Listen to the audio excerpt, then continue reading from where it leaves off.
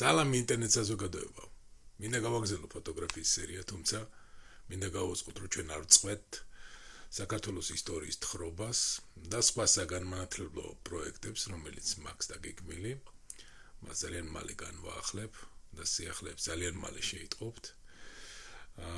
ამავე დროს ფოტოგრაფიის შესახებ სურს კიდევ უფრო ღრმად ჩავიდე. მინდა დღეს შემოგთავაზოთ აი ამ აპარატის განხილვა. მოგეხსენება წინაზე განვიხილე ლეგენდარული Canon 1DS Mark III და ეს აპარატი კი გახლავს ჩემს მფლობელობაში მეორე ლეგენდარული აპარატი. ეს გახლავთ Canon 5D Mark II, რომელიც ასევე განეკუთვნება ლეგენდარულ Canon-ის სერიას. და მსგავსება ამ აპარატს იმ აპარატთან გახლავთ ის, რომ ეს აპარატიც განსაკუთრებული ფერების პალიტრას გადმოგვცემს. მოდი ჯერ ვისაუბროთ ყველაზე მარტივზე, ერგონომიკაზე. მე ერგონომიკის მხრივ მე მაინც ის უფრო Canon 1DS Mark III უფრო მომწონს, ის დიდი, უფრო მამაკაცური მასკულინური აურით. იქ 5 ვეთით იმეტევა, ჩემი ხელი ძალიან დიდია. აქაც ეტევა, ანუ შვენიერი ერგონომიკა აქვს, გოგონებისთვის ალბათ საუკეთესო, იმიტომ რომ ალბათ გოგონებს უფრო პატარა ხელი აქვს და ძალიან მოსახერხებელია. პრაქტიკულად ყველა ღილაკი სწრაფი დაილის, რომელიც იმ აპარატზე აქაც არის და ბევრად უფრო ოპტიმიზირებული მენიუთი, თავისთავად ცხადია. იმიტომ რომ როგორც კი ვრთავთ ჩვენ ამ აპარატს, მომენტალურად ირთვება მენიუ, რომელთაც შეგიძლიათ აი ამ ჯოისტიკითაც მართოთ, თუ რაღაცაში აი აქ ვერ გაერკვიეთ, მაგრამ ნუ რა თქმა უნდა ყველაფერში მე მარტივად გაერკვევით და ამით აღარ სარგებლობთ შემდეგ რომ გადახვიდეთ სპეციფიურ კომპონენტებზე მენიუს. მაგრამ ეს მაინც მნიშვნელოვანი მომენტია, როცა ხედავ მთლიანად მთელს ეკრანზე, დიდ ეკრანზე მთელს მონაცემს. იგივე მონაცემები აქაც არის, თავისთავად ცხადია. მაგრამ მაინც უფრო user friendly-ია, მოდი ასე რომ ვთქვათ. აქ არის კიდევ ერთი მნიშვნელოვანი სხვაობა ის, რომ აქაც auto ISO კომპონენტი, თუმცა auto ISO კომპონენტი არ მუშაობს ისე, როგორც ეს მუშაობს თანამედროვე Canon-ის აპარატებზე. auto ISO კომპონენტში, როგორც კი გადართავთ, ავტომატურად იძლევა ISO 400-ს. არც მეც არც ნაკლებს 400-ს იძლევა და აი ამასთან ერთად 400-სთან ერთად უკვე გეხსნება ისეთი პარამეტრი, როგორც არის განათების კომპენსაცია, ანუ ფლეშზე манипуляცია. ეს განათების კომპენსაციაც აბსოლუტურად განსხვავებულია იმისგან, რაც არის უახლეს აპარატებში. იქ არის კიდევ ანუ იმ განათების მონაცემებში განათების და ჩაბნელების საშუალება, ეს კიდევ მხოლოდ და მხოლოდ განათების კომპენსაცია მუშაობს მხოლოდ და მხოლოდ ფლეშზე, ანუ აქ გაკეთებული ცვლილება სურათზე, ფლეშის გარეშე სურათზე არავითარ შედეგს არ მოგცემთ. ასე რომ ამ მიმართულებით მნიშვნელოვანი შეზღუდვა გაქვს, მაგრამ ეს არ არის deal breaker რა. ამის გარეშე წახვალთ. მეორე ამ აპარატს აქვს ძალიან სასიამოვნო ეკრანი.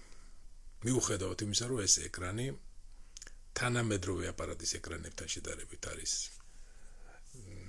ფრიად სუსტი, ამის მიუხედავად აქ ბევრად მეტი გარჩევადობა, არაჩვეულებრივად კარგი ფერებია, თუმცა ახასიათებს კიდეებში ვინიეტირება და ამის გამო სურათებს ახასიათებს უფრო ლამაზი კომპოზიციის მიღება და დიდ ეკრანზე შემდეგ რომ გადაიტანეს ვინიეტირება არ არის და ესეთი, ასე ვთქვათ, დრამატული სურათი არ გაქვთ სინამდვილეში, რაც გადაღებულია. მაგრამ დრამატული მაინც არ აკლია, სურათები ზუსტია, უბრალოდ ეს ვინიეტირება უნდა გაითვალისწინო, რომ არსებობს მცირე ვინიეტირება, რომელიც ანუ ქმნის ეფექტს, რომ აი მზერა პირდაპირ ცენტრში წავიდეს.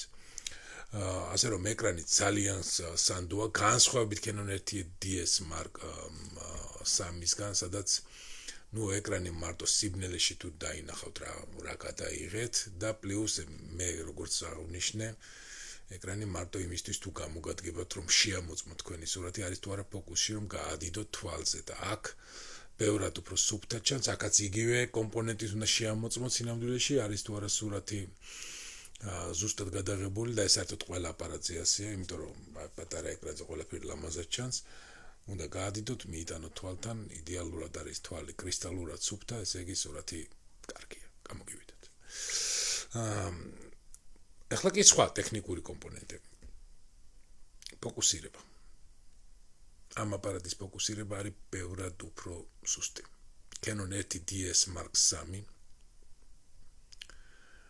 III რომელიც გახდათ ფლაგმანი აპარატი და ამაზე უფრო ძველია ბევრად უფრო სუსტია ფოკუსირებაში ბევრად უფრო სანდოა ფოკუსირებაში ვიდრე ეს და როცა ვამბობ მე სუსტი ფოკუსირება ეს არ ნიშნავს რომ ეს ფოკუსირების ხვედრითი მაჩვენებელი იმდენად დაბალია რომ სანდო არ არის აპარატი არა ესე არ არის მაგრამ არც ისეთი სანდოა რომ თქვენ ავტოფოკუსით მიღებულ სურათს როცა დააკლიკებთ ყველაზე მნიშვნელოვან სურათს როცა გადაიღებთ დარწმუნებული ბრძანდებოდით რომ ეს სურათი არის 100%-ით კრისტალურად შარპად გადაღებული ანუ ესე არ არის სამწუხაროდ ესე არ არის დაახლოებით 10%-ს მაინც მივიცემ ანუ 10-დან 1 მაინც ბუჩდება ალბათ მაგრამ მანუალურ ფოკუსში ეს კომპონენტი მთლიანად სწორდება იმიტომ რომ იქ უფრო ნელა უფრო კონკრეტულად ასწორებ აი ამ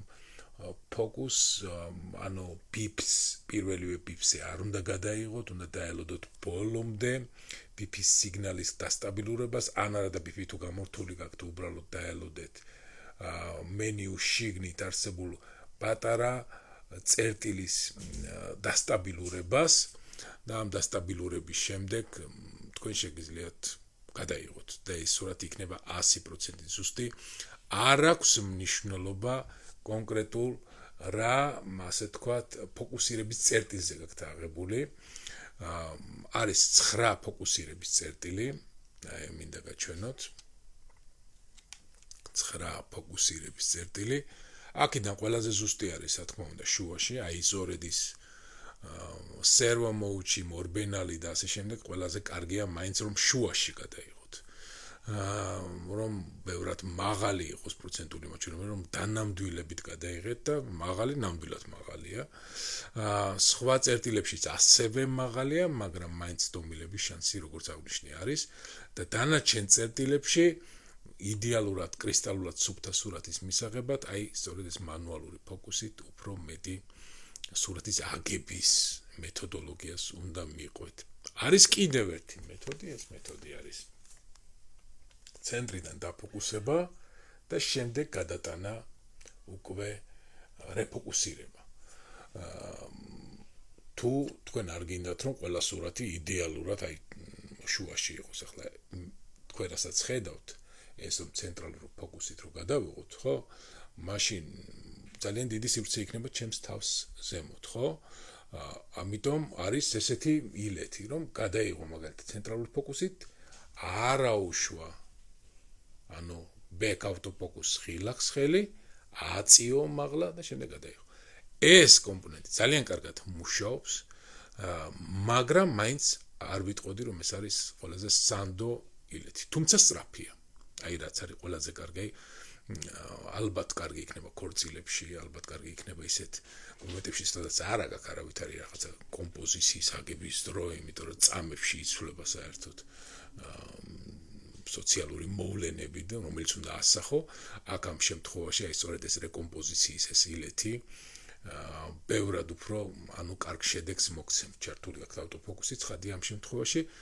და ჩემი დაკვირვებით საკმაოდ კარგად მუშაობს უბრალოდ თუ მე ვიღებ განსაკუთრებულად მნიშვნელოვან სურათს მაშინ რა თქმა უნდა ვიყენებ წინა სერიაზეც აღნიშნე მაგნიფიკაციის ფოკუსს ანუ აი ასე გადავრთავ მთელ ეკრანზე როგორც კი გადაირთვება შემდეგ კი გავადიდებ კონკრეტულ წერტილს თვალს ხადია და შემდეგ უკვე დაუბრუნდები იგივე რეჟიმში, ანუ სამზერში ობიექტს და გადავიღებ. გარანტირებულად 100% სუფთა სურათი იქნება, იდეალური კრისტალურად სუფთა შარპი შედეგით. კი ბატონო, ეს შესაძლებლობა არსებობს, რაკაც ასე რომ live view აქვს. კიდევ ერთი მნიშვნელოვანი მომენტი, რაც მინდა აღნიშნო, ეს გახლავთ ის, რომ ეს აპარატი არის პირველი Canon-ის აპარატი, რომელიც გახლავთ ჰიბრიდული რეჟიმის. Canon-მა შემოგთავაზა აპარატი, რომელსაც აქვს ვიდეო რეჟიმის შესანიშნავი შესაძლებლობები, მართალია 4K-ს არიღებს. ეს არის Full HD რეჟიმი, მაგრამ ფერები განსაკუთრებული კინემატოგრაფიული რეჟიმის არის და დღესაც საკმაოდ მოთხოვნადია ამ მიმართულებით, იმიტომ რომ ამ აპარატის მატრიცას აქვს რაღაცა განსაკუთრებული სპეციფიკური კომპონენტები. აი, როცა მე აღვნიშნავ, რომ ამ აპარატს აქვს განსაკუთრებული ფერები, კი მაგრამ რის ხარჯზე? ეს არის მატრიცის სისქის ხარჯზე და ამ სისქის გამო წვანესა და ლურჯს შორის კონტრასტი ბევრად უფრო გამოყოფილია. ბევრად უფრო კონტრასტულია და ბევრად უფრო ხასხასაა. ამის გამო ეს Canon 1DS Mark 3, Mark 2, ასევე 5D